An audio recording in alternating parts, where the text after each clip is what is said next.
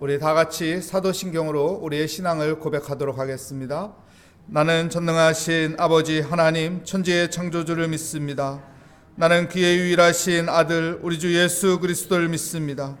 그는 성령으로 잉태되어 동정녀 마리아에게서 나시고 본디오 빌라도에게 고난을 받아 십자가에 못 박혀 죽으시고 장사된 지 사흘 만에 죽은 자 가운데서 다시 살아나셨으며 하늘에 오르시어 전능하신 아버지 하나님 우편에 앉아 계시다가 거기로부터 살아있는 자와 죽은 자를 심판하러 오십니다.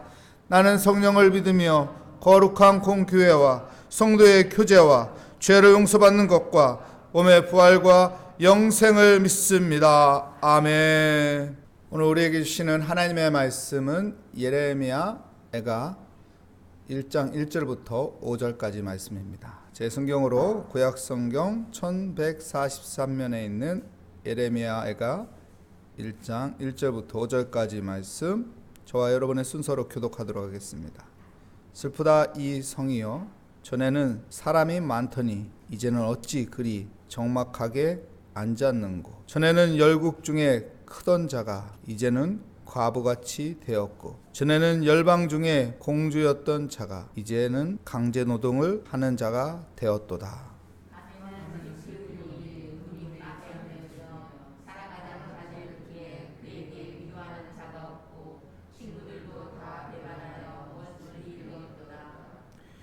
유다는 환난과 많은 고난 가운데 사로잡혀 갔도다. 그가 열국 가운데 거주하면서 쉴 곳을 얻지 못하며 그를 핍박하는 모든 자들이 궁지에서 그를 뒤따라 잡았도다.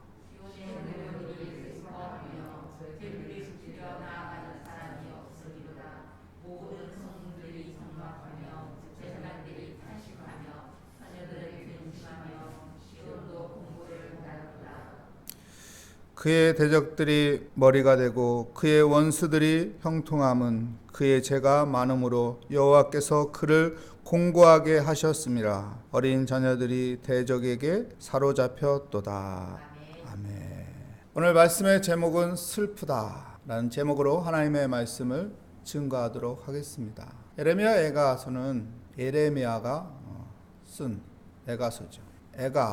애가서는 슬픔을 노래하는 시가 예레미야 애가입니다. 무엇이 슬플까요? 예레미야 애가의 시작은 슬프도다. 무엇이 슬플까요? 나라가 망했거든요. 나라가 멸망했거든요. 그러니까 슬픈 거죠. 나라뿐만 아니라 무엇인가 우리가 망하게 되면, 무엇인가 우리가 멸망을 맞이하게 되면 슬픈 거죠.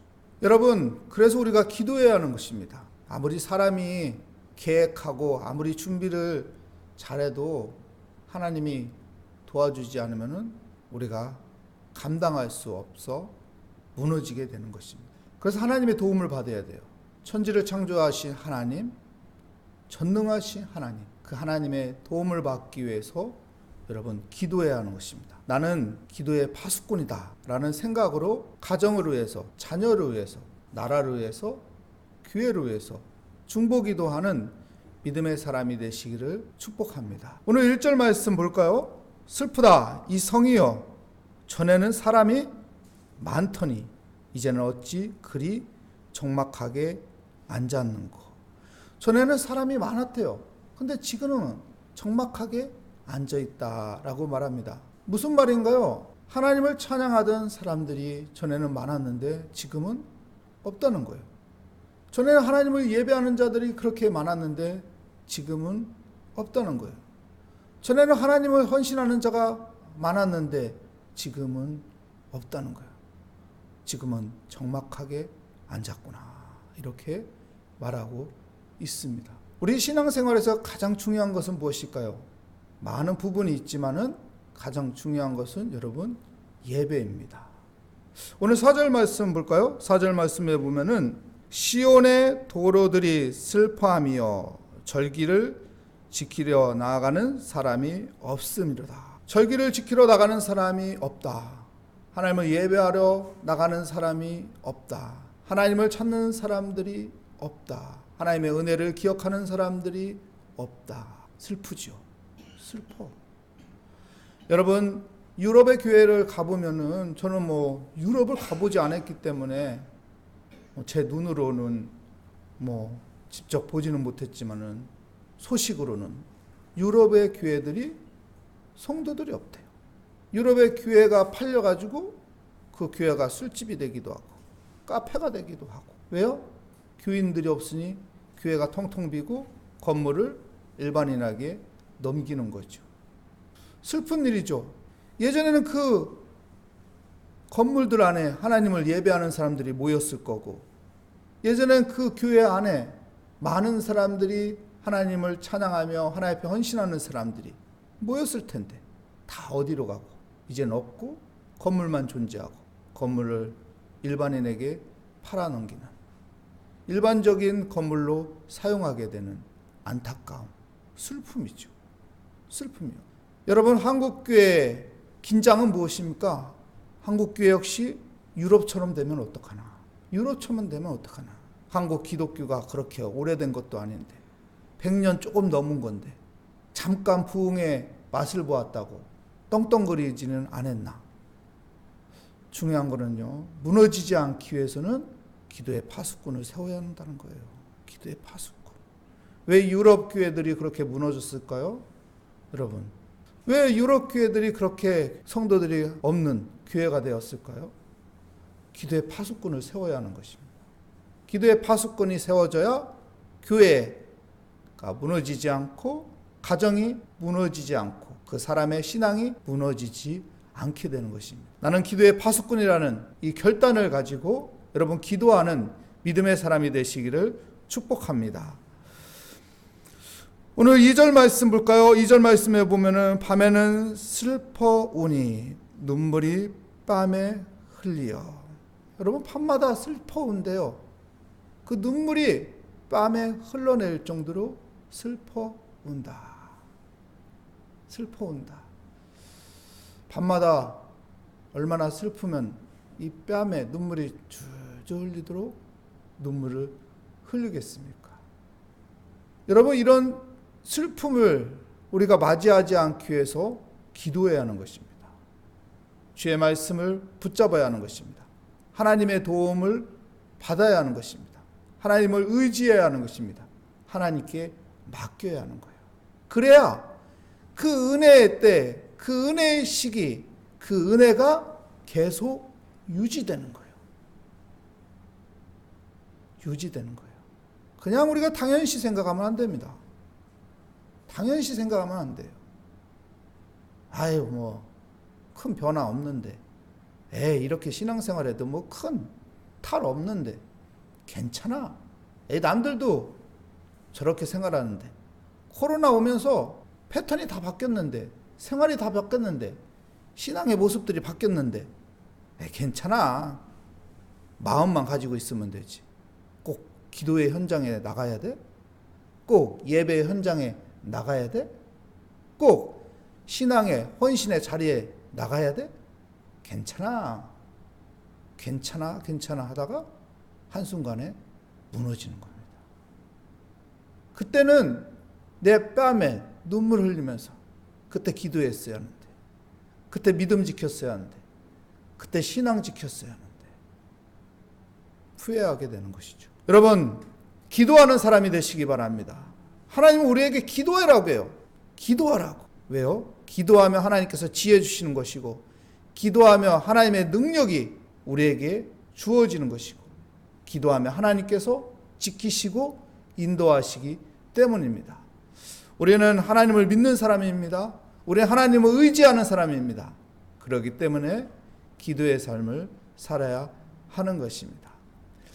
예레미야가 나라가 멸망하는 것을 직접 눈으로 본 사람이고, 그는 눈물을 흘릴 수밖에 없어요. 왜요?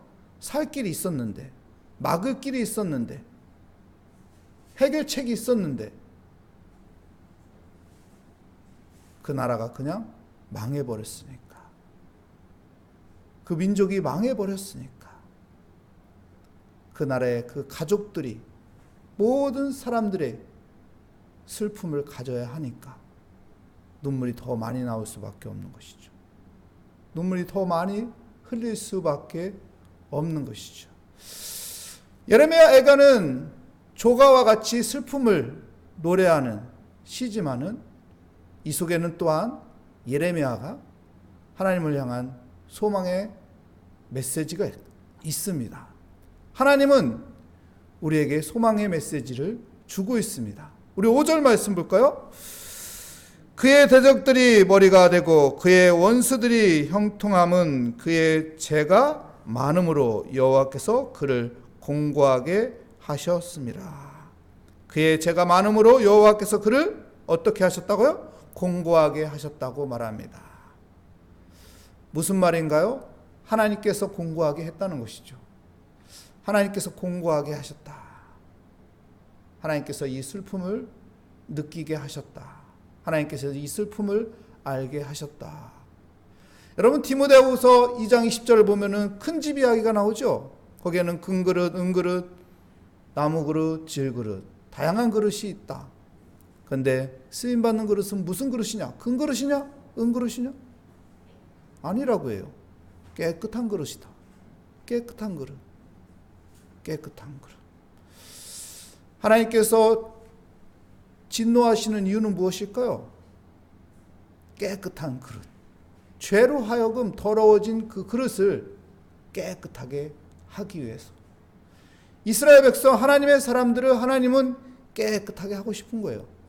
그래서 진노하시는 것이고, 그래서 매를 드는 것이고, 그래서 바벨론에 의해서 이스라엘이 멸망하게 되는 것이고, 하나님은 그들을 죄를 깨끗이 씻어주며 다시 회복시켜 주시는 것입니다. 그렇기 때문에 회복의 메시지가 담겨있는 예레미야 애가서다라는 것을 우리가 기억하며 예레미야 애가서를 읽으면 좋겠죠. 절망만 갖는 것이 아니라 한탄만 하는 것이 아니라 이 속에는 하나님께서 우리에게 회복의 메시지를 주는구나, 회복의 찬양을 하는구나, 이 믿음을 가지고 우리가 읽으면 좋겠습니다. 또 하나님의 뜻을 잘 마음에 품으며 하나님께서는 우리에게 회복을 메시지를 전하고 있다는 것을 기억하며 우리 애가서를 또 함께 나누는 복된 삶들이 되시기를 축복합니다. 기도하겠습니다. 하나님 감사합니다.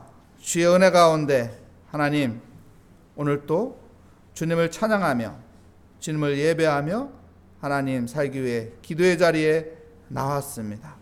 하나님 소망을 갖게 하여 주시옵소서. 오늘 또 하나님 소망을 가지고 주 앞에 나왔습니다. 하나님 앞에 기도하는 이 시간 주님께서 은혜 주시며 회복의 은혜를 사모하며 기도하는 복된 시간이 되게 하여 주시옵소서. 주께 감사드리며 예수 그리스도의 이름으로 기도합니다. 아멘. 하늘에 계신 우리 아버지, 아버지의 이름을 거룩하게 하시며 아버지의 나라가 오게 하시며 아버지의 뜻이 하늘에서와 같이 땅에서도 이루어지게 하소서. 오늘 우리에게 일용할 양식을 주시고 우리가 우리에게 잘못한 사람을 용서하여 준 것 같이 우리 죄를 용서하여 주시고 우리를 시험에 빠지지 않게 하시고 악에서 구하소서. 나라와 권능과 영광이 영원히 아버지의 것입니다. 아멘. 오늘 말씀을 다시 한번 생각하며 하나님, 우리가 하나님께서 주시는 그 소망, 회복의 은혜를 사모하며 기도하며 우리 모두가 하나님 기도의 파수꾼이 되게 하여 주시옵소서. 우리 소망 가지고 함께 기도하도록 하겠습니다. 하나님 아버지 감사합니다.